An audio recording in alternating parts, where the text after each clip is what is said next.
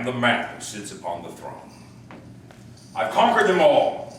The Ammonites, the Moabites, the Tishbites, the Perizzites, the Amalekites, the snake bites, the flea bites, the mosquito bites, and the termites. All of them, and I have a story of faith to tell greater than any other recorded in the sacred writings. Look at all I've got. I've got wars, conquests, rebellions, chasings to talk about. You want criminal records? I've got a criminal record. For 10 years, King Saul chased me like a dog chasing a rabbit. For 10 years, I survived hiding in the wilderness, up in the mountaintops, the ravines, the caves, gathering around myself one after another, crooks, criminals, thieves, murderers, outcasts, to be my protectors, my mighty men. You want gory deeds? I've got gory deeds. I've got suicide, regicide, patricide, infanticide, genocide, adultery, incest, hangings, and more decapitations than I care to count. One count, I have 15 wives, another 8. I have more concubines than that. I have one son who went into one of my daughters. I have another son who killed that son. And then the son who killed that son turned his sword on me. And my very own son would have killed me had not Joab scurried me out of the palace, across the valley. And there on the hilltop at night, I watched as my rebellious son lit torches on the rooftop of my palace and went into my concubines for all of my citizens of Jerusalem to see to my shame. I've got more love and grief.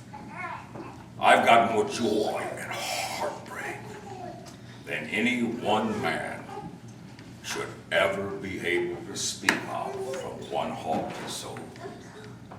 I can say it all with one name: Bathsheba. Need I say more? But I've got something else. I've got this Goliath sword, the most perfect weapon ever forged from a Philistine handle. Perfect in weight, perfect in design, perfect in symmetry, the perfect killing tool intended to kill me perfectly dead. Goliath stood 10 feet tall. He weighed over 400 pounds. His armor weighed more than I did. His arms were so big that when he reached up to scratch his head, his bicep nearly knocked him out. His spear was the height of a weaver's beam. Spearhead alone weighed 18 pounds. And his shield was so big that his armor bearer got a hernia trying to carry that thing around. Who was I to face such a giant? That's what they said. Who do you think you are? Anybody ever asked you, who do you think you are? Do something great for God. You're too young. That's what my brother said. Eliab, my oldest brother, said, you are too young. When I was born, I was one of 10 children. I was the last of 8 sons. And so when I was born, my father, Jesse, was already old. Very old. Trying to talk to my father was like trying to shout across the Megiddo Valley. Father, He paid no attention. He did not hear me. I watched, jealously, sadly, as my older brothers would come home from the war, all decorated heroes in King Saul's armies. My father would spread the feasting table. He would sit and listen to my older brothers tell stories of the battles. His eyes would light up. He would lean forward. He loved my older brothers. He was proud of them. But he didn't even remember my name. People would come and say, "Do you have any other sons?" I think we have one other. What's his name? He's out there watching the sheep. My father sent me, the youngest boy, out into the far fields to watch over the sheep herds. And all I would do in loneliness and in boredom to make the time go by, morning, noon, and night, sling stones, just to make the hours pass by, one storm after another, year after year, as my brothers received all of my father's attention. And so the day came. My oldest brother said, you face the giant. You're too young. Anybody ever tell you you're too young? Anybody ever tell you you're too old to do something great for God? Anybody ever mention your age and say, "Nah, it's past your time," or "It's before your time," to do something great that makes a difference for God? My brothers told me that. No one will take you seriously, David, and worst of all, my own father did not take me seriously. I cannot tell you how jealous I was of my older brothers. And so all I did was watch the sheep and sling stones. Left, right, it mattered not. I was ambidextrous. I could hit a target 100 cubits away. I slung so many stones I could do it with my eyes closed. Who would have guessed that I would be the one to face the Philistine giant? I shall never forget that morning. The Philistines had camped their troops in the Elah Valley. The Elah Valley is a sandy plain divided almost equally by a shallow running stream of water.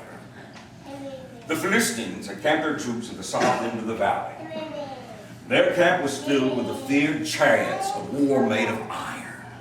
Their war horses drawing the chariots were armored in iron. The Philistines were the nation in control because they had discovered the secret of smelting iron for 400 years. They had possessed the land because they knew iron. They made their tools and weapons from iron. Who were we? We were outclassed. We had only long shaft spears made of brittle wood, stone axes, flint knives. Who are we to go up against them?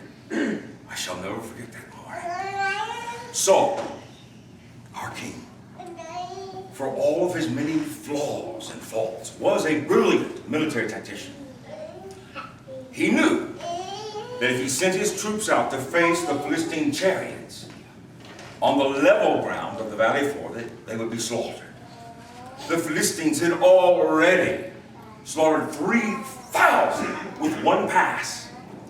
Wheel to wheel, iron chariot to iron chariot, hundreds stretching across the level plain with one passing sweep. They mowed down 3,000 men. Saul was not a fool.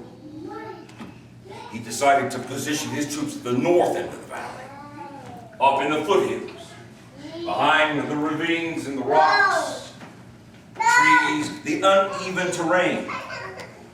He knew that the Philistine chariots were useless,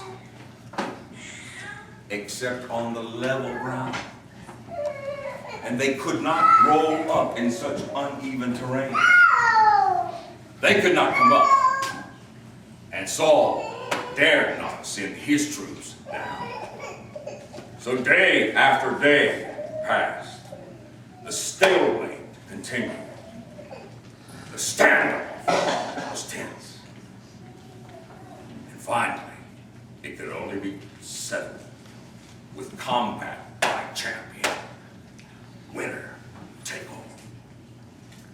And the Philistine champion was the feared giant Goliath.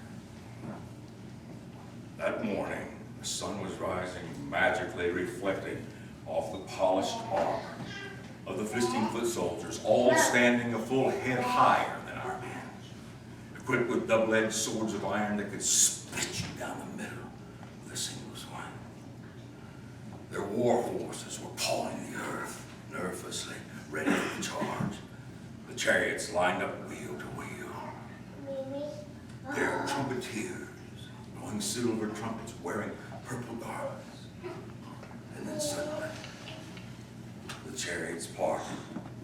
The troops stood aside, and a shadow began to emerge, caught by the morning sun, casting it across the valley. You heard him before you saw him. The earth, the sand began to shift and tremble. Quake of his footsteps trembled through the south end of the valley up to the north. And here he came. His stride was tremendous, too fast-paced for his overburdened shield carrier to keep pace. 10 feet tall, striding through the valley. When he came within 100 feet, cubit of the shallow stream, he planted his feet like an oak. He pulled back his chest, cocked his head, and then that huge mouth opened. What a mouth he had on him. And he began to issue his humiliating dare, a voice that echoed throughout the valley. Give me a man! Send him down to me! Fire! If he prevail against me, we'll be your servants. Give me a man! If I kill him, you will be our servants. Send down a man or go back to your mothers. And we'll pass through this valley as we please.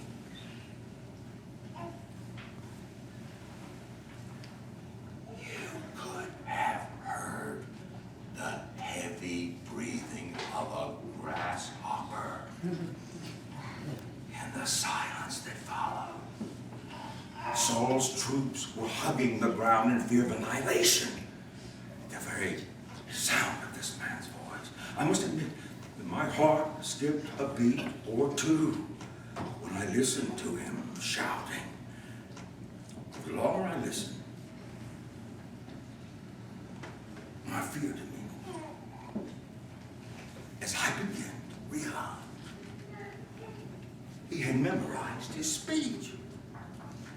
He was saying the same thing every morning, every noon, and every night. He could not think for himself. He was a puppet in his commander's hands, doing what he was told to do, saying what he was told to say. I almost fell on the ground laughing when I realized I was the man to kill this giant. Keep in mind, every single one of our men from the tribe of Benjamin can sling a stone and cut a cluster of grapes from the vine at the stem. I can sling a flat, jagged-edged stone At 50 paces, I can cut the grapes from the stem 9 times out of 10. I can take a stone the size of a peach, and at 90 paces, I can knock a pomegranate out of the bush and send it into a splashing pool every time I try. And Goliath's head, it was bigger than a pomegranate. From the brass of his breastplate to the brass of his helmet above his forehead, there was an area of exposed flesh so the size of a watermelon. And I knew I could knock out a watermelon if I could just keep him talking. Keep his mouth wide open. I could sling a stone the size of a peach down his wide open mouth between those huge rows of yellow repulsive teeth, pierce the back of his throat, cut off his windpipe.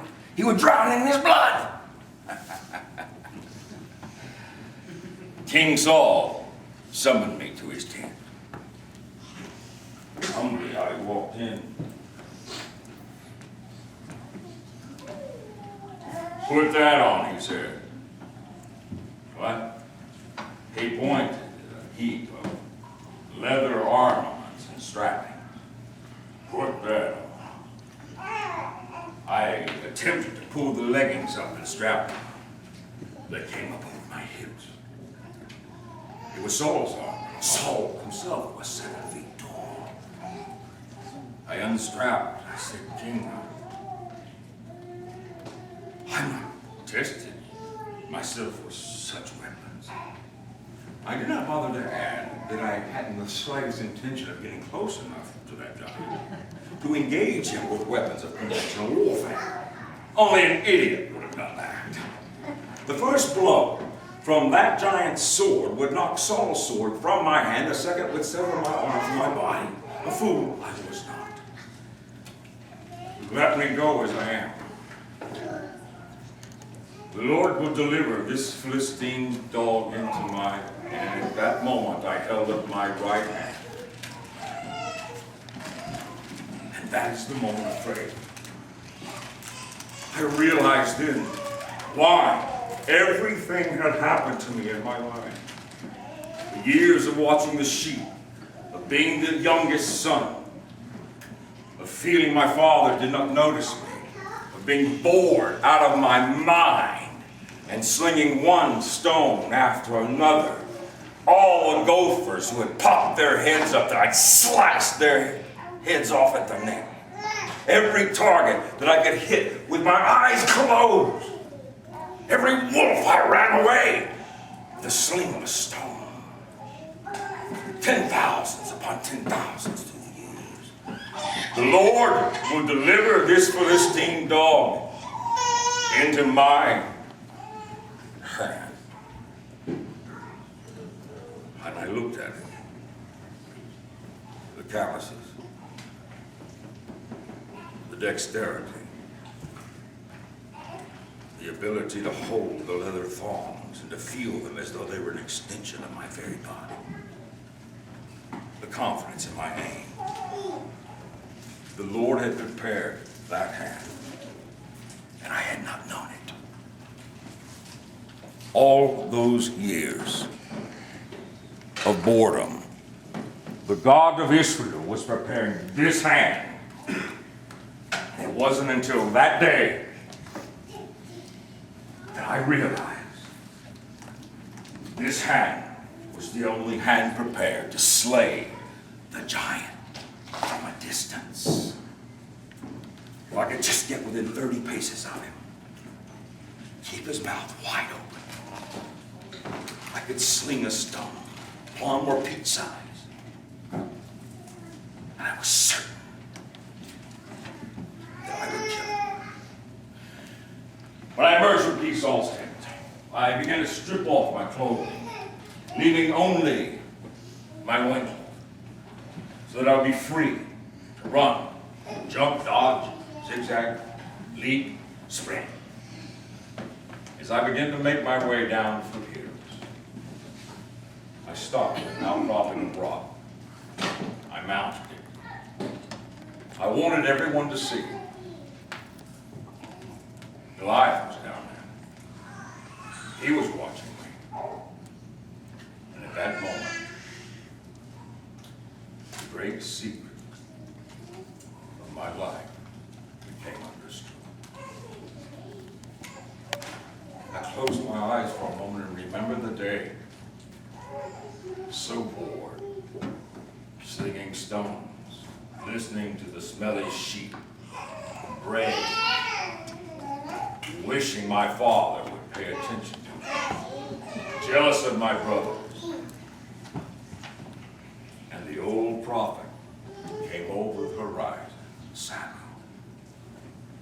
his white hair and flowing beard lifted by the breeze, his robe flowing behind him. Eagle-eyed, he looked upon me. He came to me. Poured oil over my head. And he bent down and he began to whisper words that forever changed my life. Would you like to hear those words? He said, David,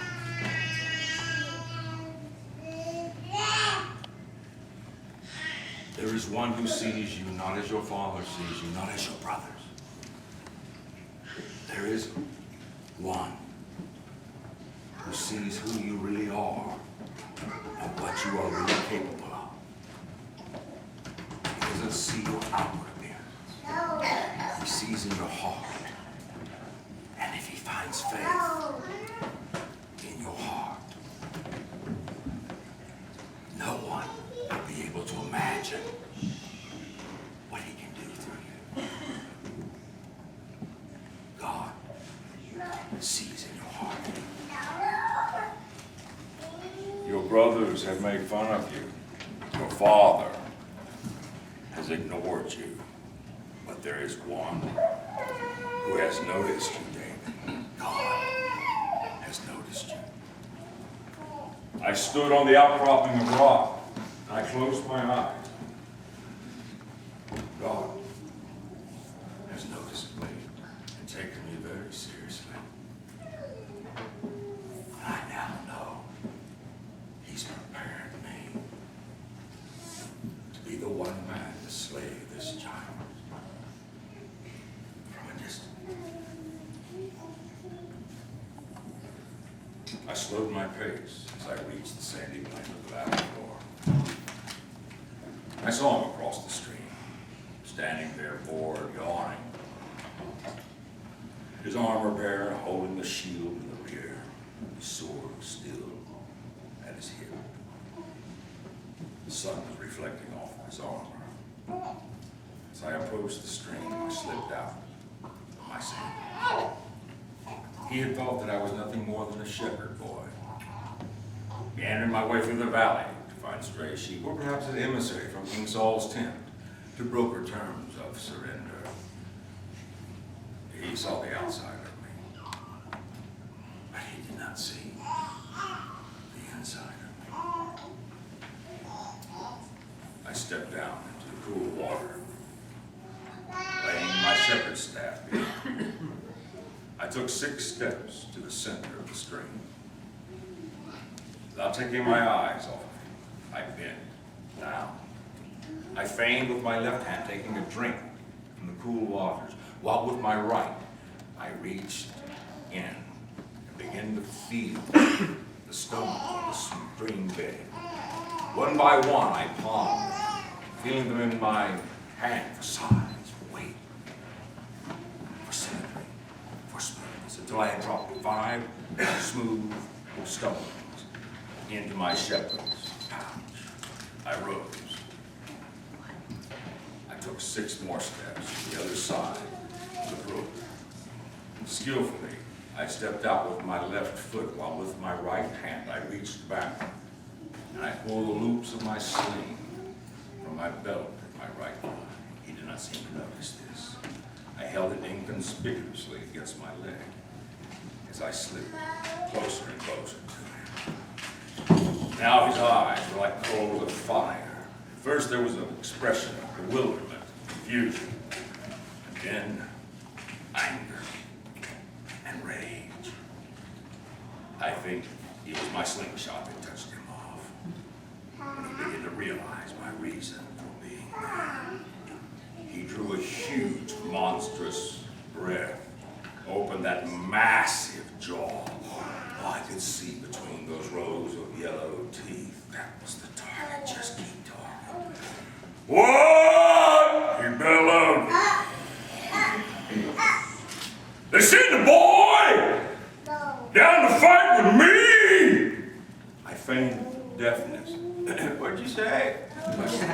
Closer, closer. Are you deaf or something? He called out. Do they think I'm a dog? That I would fight with a boy? And he began to curse me with his long list of gods. Dagon! Molech! Baal! Belial! Come to me, he said. Come on, come to me. I'll give you bones. Be picked over by the animals of the fields. Your flesh be gnawed out by the birds. Come to me. Come on. Come on. That's when I chose to answer him. As I slipped the larger 5 stones into the hollow of my leather sling, held it at my thigh. Oh, did you say you give my flesh and my bones to the birds and the animals? I tell you who give whose flesh to who. You come to me with that big sword and spear and shield of yours. But I come to you in the name of the Lord God of hosts, whom you have defied. This day, today, I will smite you. Today, I will kill you. I will take your head from you, that all the world might know the true God is the God of Israel. And with that, I thumbed my nose at him, and I stuck out my tongue. He began to curse me with that list of gods. He never completed the list. I began my charge, running as fast as I could, a straight line at him. When I got within 30 feet, I slid to a halt. I raised the sling and began whirling it about my head. Oh, the pleasure of it. The pull of the stone and its mass and the hollow of the sling against my fingers, my tendons, my forearms, heavier with every rotation. It was a pleasure greater than any I'd ever experienced before or since. How shall I describe it? I took dead aim between those massive rows of yellow teeth, that wide open black space. I brought it around 2 more rotations. I let it slip from my thumb and it flew in an unwavering direction, and I knew I could not miss. I missed.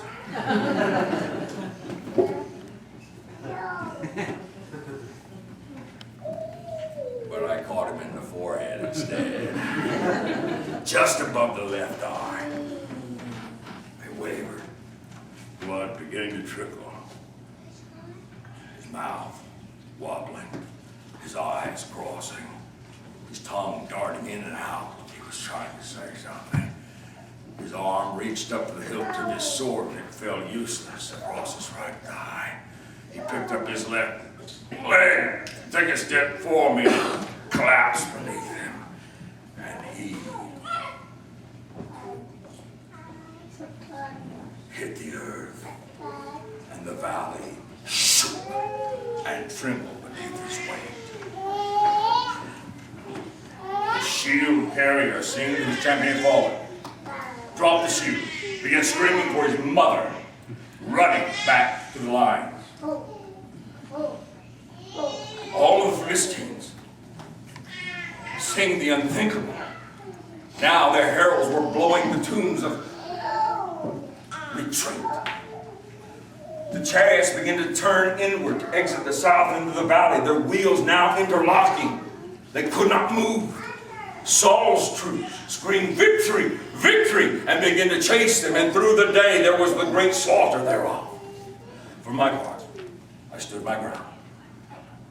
I watched him for a full moment, his blood staining the sandy earth red. Not a twitch, not even a movement. And then just to set my mind at ease, I ran the distance to his carcass. I planted my foot. I took huge hilt of his sword and I pulled it from its scabbard. And I cut off his head. It rolled. The helmet came off. I reached down.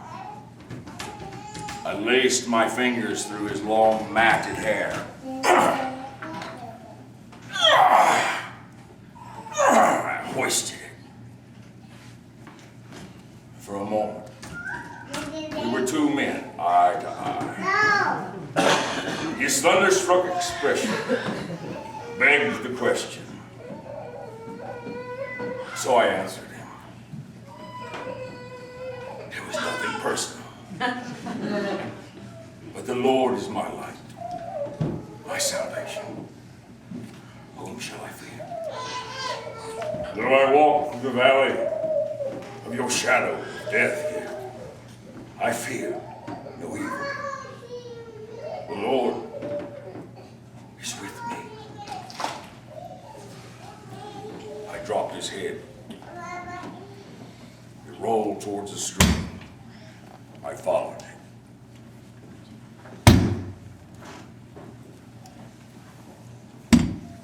It paused at the lip of the water. With my bare foot, I nudged it in. His long, mangy hair, caught by the current, began to whirl his head round and round, the water turning crimson.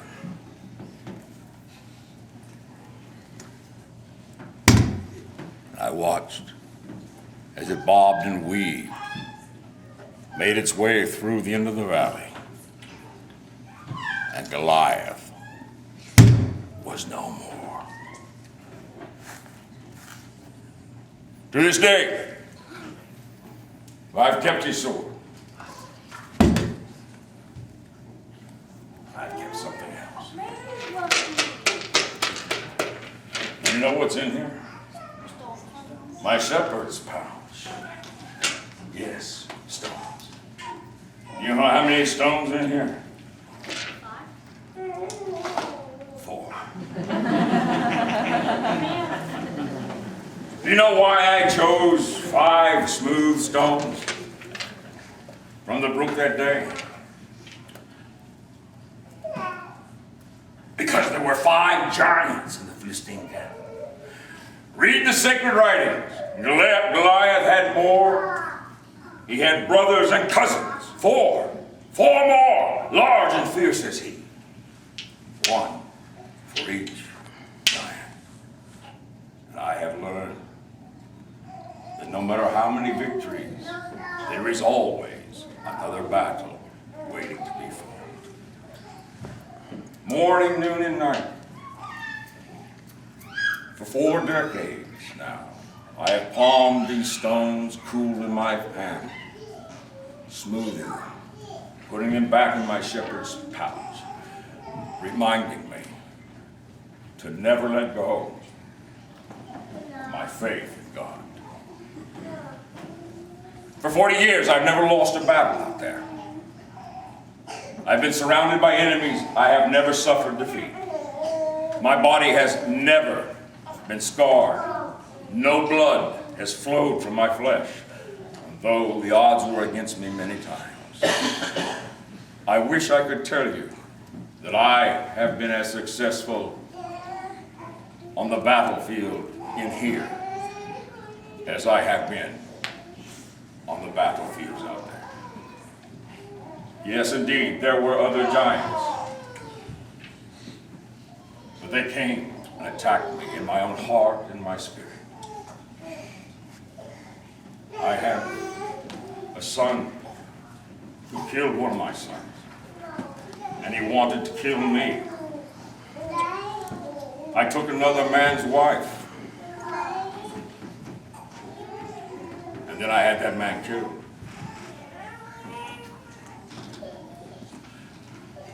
Children were crying. Friends were cursing. Wives pointing their fingers, all saying, "Who do you think you are?" Indeed, I was the hypocrite. You should die. Indeed. You should leave the throne. Indeed.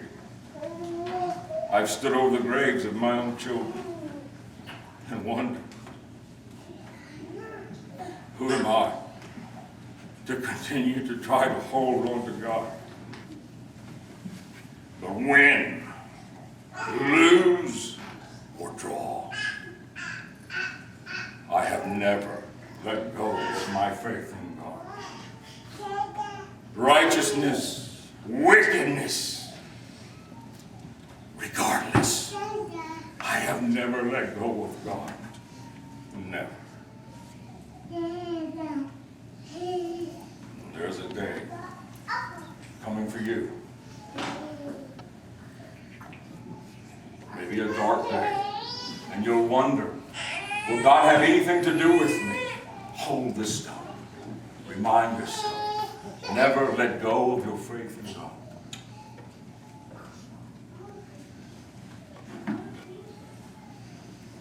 Young and beautiful.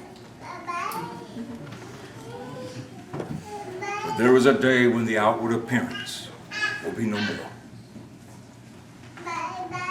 You will have forgotten my face. You will find this stone somewhere, perhaps beneath your bed. And then you will remember. It may be a very dark night of sadness. Pick the stone up and hold it. And never let go of your faith in God. Win, lose, or draw. Never let go.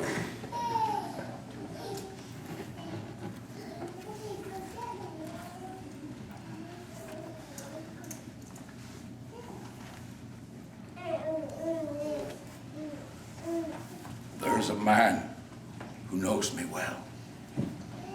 He's known me all my life. He's a prophet named Nathan. He's been the scourge of my conscience, pointing out my failures,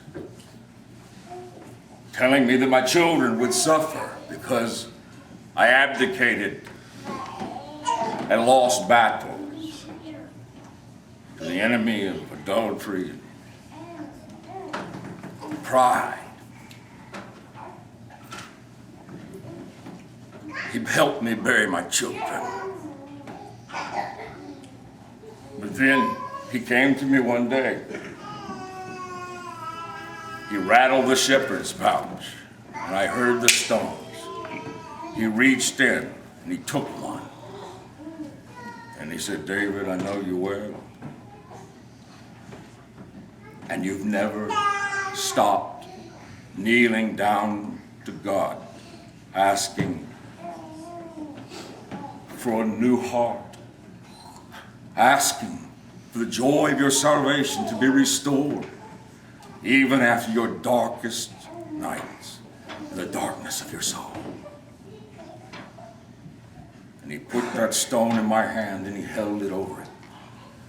And he said, "David, you indeed are a man after God's own heart." Me. Because I would never let go. Win, lose, or draw. Righteousness, wickedness, regardless. I never let go of God. And he said, "You are now a man after God's own heart."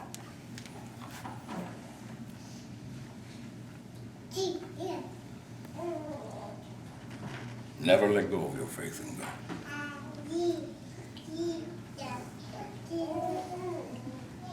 Never let go of your faith in God. Win, lose, or draw. Goliath's sword. Look at it. This represents the challenge to your faith. The enemy of your soul. The enemy of your family. The enemy of your future. You know what giants you face inside the battlefield of your heart. Look at it. Pray with me.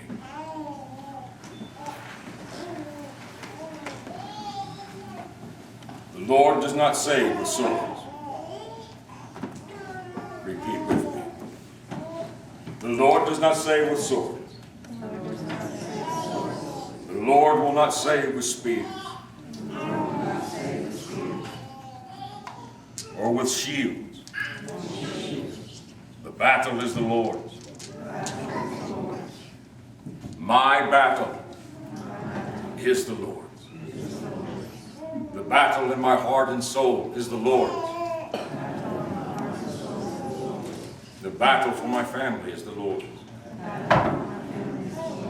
The battle for my health is the Lord's. I will never let go of my faith in God. Win, lose, or draw, I will never